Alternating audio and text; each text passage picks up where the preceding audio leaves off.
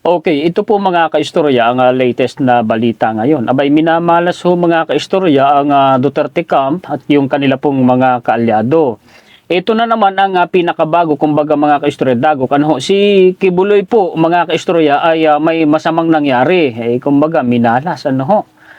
Nadamay pa, kumbaga, mga kaistorya, sa nangyayaring kamalasan po si VP Sara. Kasi nga, mga kaistorya, ano ho, yung ongoing po na impeachment, abaho mga kaistorya, di ba, sila ay lumapit po sa Korte Suprema para nga ho questionin yun pong legalidad ng impeachment court kung saan nga ho ay na-elect po si Senator Jesus Escudero bilang presiding senator judge. Yun po mga kaistorya ay dinismiss po ng Korte Suprema, meaning po tuloy po ang impeachment.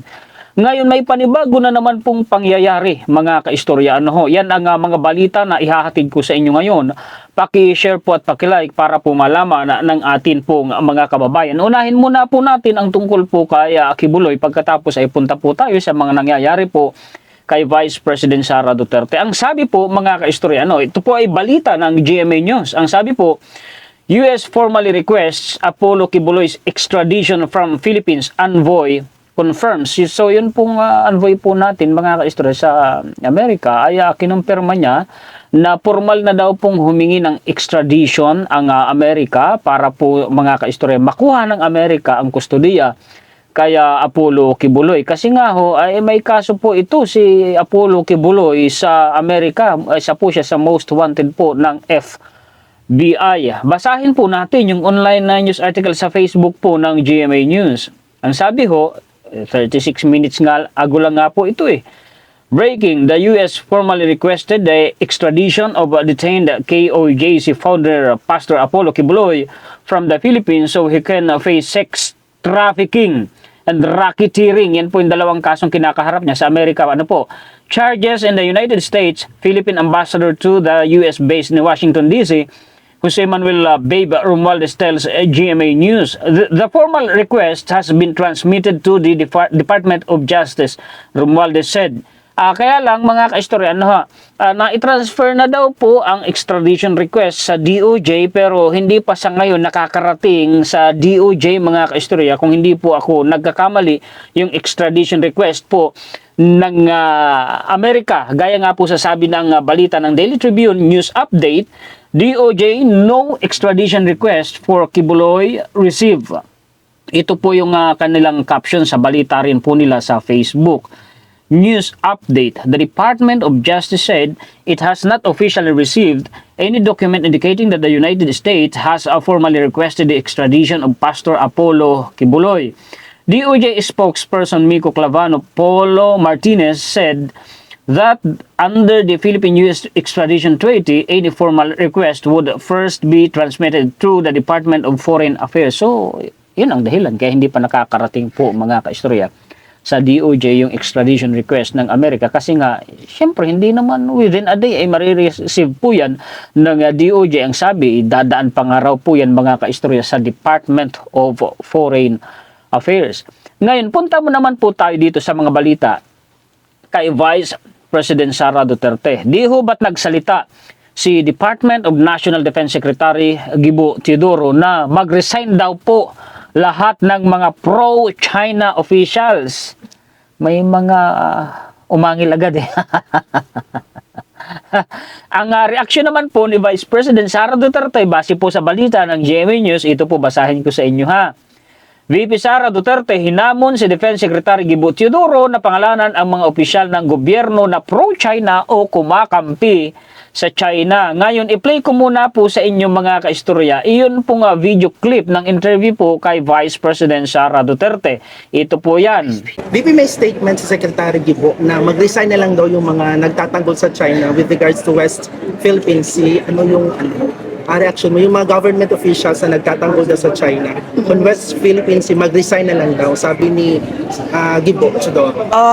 Siguro para klaro sa lahat ng mga kababayan natin, dapat pangalanan kung sino yung mga officials na tinutukoy niya na nagde-defend sa China over the West Philippine Sea issue. Kasi hindi pwedeng magbitaw ka ng gano'n na salita, hindi mo naman pangalanan yung mga opisyal.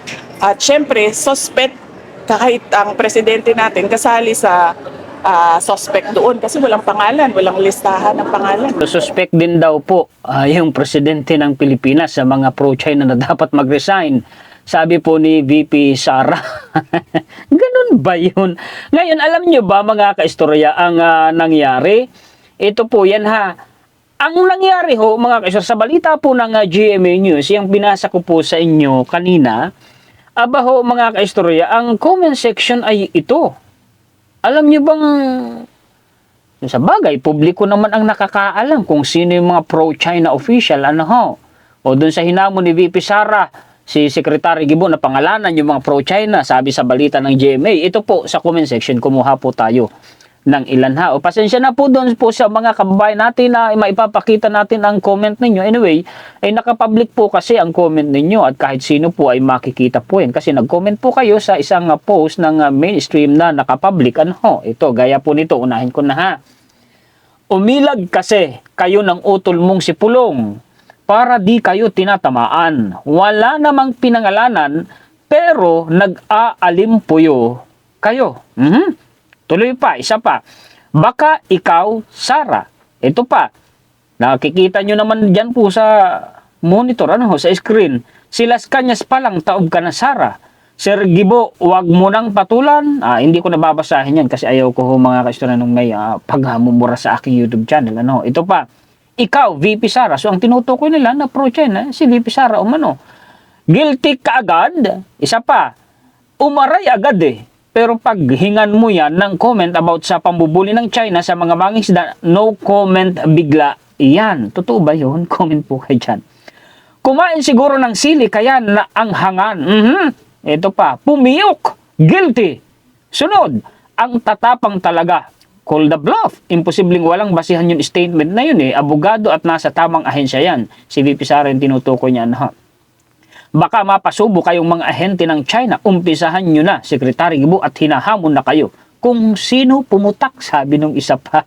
Ito pa, nagsisitahulan na yung mga pro-China officials. Isa pa, unang nag-react si Pulong, sumunod naman si Sara. Tinamaan ata sila talaga. Actually, mahaba yung reaksyon ni Congressman Pulong Duterte Mga kaistorya. Ito pang isa. Sino muna? Si Piatos. Sabi pa, it's like asking someone to read a note made by herself. She knows who they are. Sabi pa ng isa, kailangan pa ba i-memorize iyan? Yan na ba yung tinatawag na bisyo na to?